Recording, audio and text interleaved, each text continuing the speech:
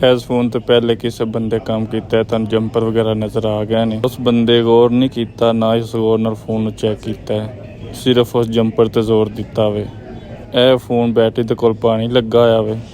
Back side जिथे IC होंदे ने तुहानूं ये खोल के चेक कराने, इत्थे कोई मसला नहीं।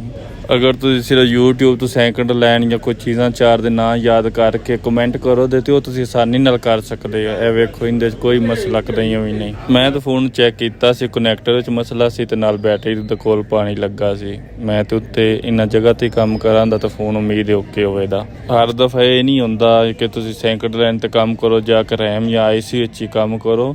ਪਹਿਲੇ ਫਾਲਟ ਸਮਝਣਾ ਜ਼ਰੂਰੀ ਹੁੰਦਾ। ਜਿੰਨੀ ਜਲਦੀ ਤੁਹਾਨੂੰ ਮਸਲੇ ਦੀ ਸਮਝ ਆਵੇਗੀ ਤੁਸੀਂ ਫੋਨ ਕਰ ਸਕੋ। ਹਰ ਮਸਲੇ ਜਾਂ ਹਰ ਚਾਰਜਿੰਗ ਵਾਲੇ ਦਾ ਇਹ ਆਪਸ਼ਨ ਨਹੀਂ ਹੁੰਦਾ ਹੈ ਕਿ ਤੁਸੀਂ ਜਿਹੜਾ ਹੈ ਜੀ ਸੈਕੰਡ ਲਾਈਨ ਵਿੱਚ ਕੰਮ ਕਰੋ ਜਾਂ ਪਾਵਰ IC ਲਾ ਕੇ ਲਾ ਦਿਓ ਜਾਂ ਰੈਮ ਚੇਂਜ ਕਰ ਦਿਓ। ਮਿਸਾਲ ਦੇ ਤੌਰ ਤੇ ਅਗਰ ਫੋਨ ਦੀ ਚਾਰਜਿੰਗ ਪਿਨ ਹੀ ਨਹੀਂ ਚਾਰਜ ਕਰਦੀ ਤਾਂ ਤੁਸੀਂ ਭਾਵੇਂ IC ਜਿੰਨੇ ਮਰਜ਼ੀ ਚੇਂਜ ਕਰੋ, ਫੋਨ ਕਿਵੇਂ ਚਾਰਜ ਕਰੇਗਾ।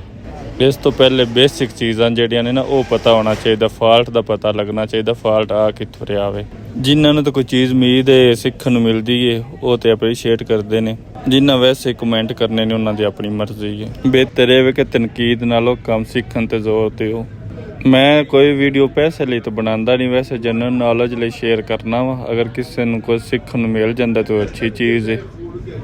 ਅਗਰ ਤੁਹਾਡੇ ਇਲਮ ਵਿੱਚ ਇਜ਼ਾਫਾ ਹੁੰਦਾ ਵੀਡੀਓ ਵੇਖ ਕੇ ਤੁਹਾਨੂੰ ਫੋਨ ਦੇ ਬਾਰੇ ਮਜ਼ੀਦ ਪਤਾ ਲੱਗਦਾ ਹੈ ਤਾਂ ਮੇਰੀ ਇਹ ਰਿਕੁਐਸਟ ਹੈ ਫਿਰ ਤੁਸੀਂ ਕਿਸੇ ਗਰੀਬ ਬੰਦੇ ਦਾ ਪਾਕਿਸਤਾਨ ਭਲਾ ਕਰਨ ਦੀ ਕੋਸ਼ਿਸ਼ ਕਰੋ, ਕਿਉਂਕਿ ਨਾ ਤਾਂ ਮੈਂ ਪੈਸੇ ਲਈ ਵੀਡੀਓ ਬਣਾਉਣਾ ਵਾ ਔਰ ਨਾ ਹੀ ਮੈਂ ਜਿਹੜਾ ਕਿਸੇ ਨੂੰ ਪੈਸੇ ਲਈ ਸਿਖਾਉਣਾ ਵੇ। ਹਾਂ ਤੁਸੀਂ ਕਮੈਂਟ ਵਗੈਰਾ ਕਰਦੇ ਹੋ, ਉਹਦਾ ਜਵਾਬ ਦੇਣਾ, ਇਨਬॉक्स ਵਿੱਚ ਮੈਸੇਜ ਕਰਦੇ ਹੋ, ਉਹਦਾ ਰਿਪਲਾਈ ਦੇ ਦੇਣਾ। ਅਗਰ ਉਹਦੇ ਜ਼ਰੀਏ ਤੁਹਾਡੀ ਹੈਲਪ ਹੋ ਜਾਂਦੀ ਹੈ ਤੇ ਉਹ ਤੁਸੀਂ ਅਗਾਂਹ ਕਿਸੇ ਗਰੀਬ ਬੰਦੇ ਦੀ ਹੈਲਪ ਪਾਕਿਸਤਾਨ ਵਿੱਚ ਕਰ ਦਿਓ ਆਪਣੇ ਇਲਾਕੇ 'ਚ ਵੇਖ ਕੇ ਜੀ। ਬਾਕੀ ਜਿੰਨਾ ਕੋਈ ਮੇਰੇ ਕੋਲ ਹੈ ਵੇ ਮੈਂ ਕੋਸ਼ਿਸ਼ ਕਰਾਂਗਾ ਤੁਹਾਡੇ ਨਾਲ ਸ਼ੇਅਰ ਕਰਨ ਦੇ।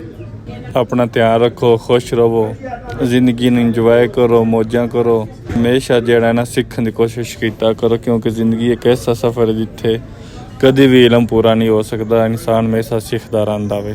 ਜੇ ਅਸੀਂ ਫ਼ੋਨ ਦੇ ਬਾਰੇ ਗੱਲ ਕਰਨੀ ਤਾਂ ਫ਼ੋਨ ਵੀ ਬਹੁਤ ਜ਼ਿਆਦਾ ਆ ਮਸਲੇ ਨੇ, ਯਾਨੀ ਕਿ ਵੀ ਇੱਕ ਇਲਮ ਦਾ ਸਮੁੰਦਰ ਹੀ ਹੈ। ਜਿੰਨਾ ਤੁਸੀਂ ਯਾਨੀ ਕਿ ਇਹਨੂੰ ਸਿੱਖਣਾ ਹੈ ਉਨਾ ਮਜ਼ੀਦ ਇਹਦੇ 'ਚੋਂ ਇਨਸਾਨ ਸਿੱਖਦਾ ਜਾਂਦਾ ਹੈ। ਇਹ ਵੀ ਬਹੁਤ ਲੰਮਾ ਕੰਮ ਹੈ। ਇੱਕ ਦੋ ਜੰਪਰ ਨਾਲ ਪੂਰਾ ਕੰਮ ਨਹੀਂ ਬੰਦੇ ਨੂੰ ਆਉਂਦਾ।